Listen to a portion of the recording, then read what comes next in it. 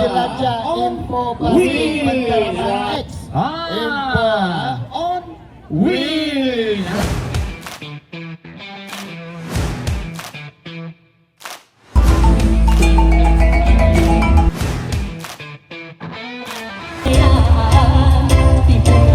Ataupun boleh ke patch jabatan. Percaya pokok ni.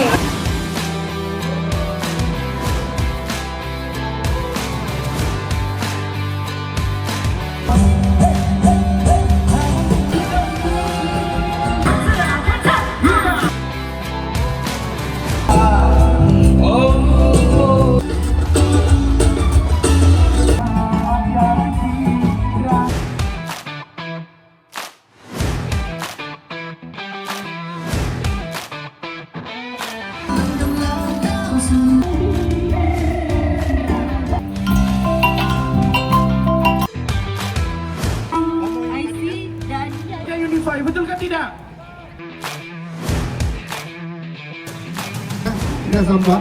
Iya, betul rokok. Terima kasih. Mungkin kalau ada basking nih, kalau boleh. Oke, betul. Tidak ada alasan untuk lupa. Sebentar tadi kita dibagi ruang untuk menyampaikan info kempen pengurangan beg plastik. Yang mana ini salah satu lagi pendekatan yang sangat baik apabila kita berpeluang bercakap dengan orang ramai dalam program-program gini. Sebab kita jarang dapat tarik orang yang ramai dalam program-program yang biasa-biasa. So jika ada macam ni, kita senang sampaikan info.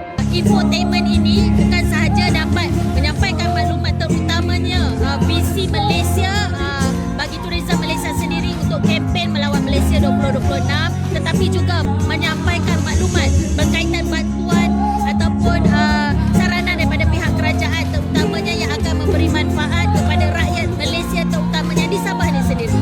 Program ni amat bagus untuk mengeratkan silaturahim. So banyak info-info yang kami dapat, contoh pasal sampah tadi kan.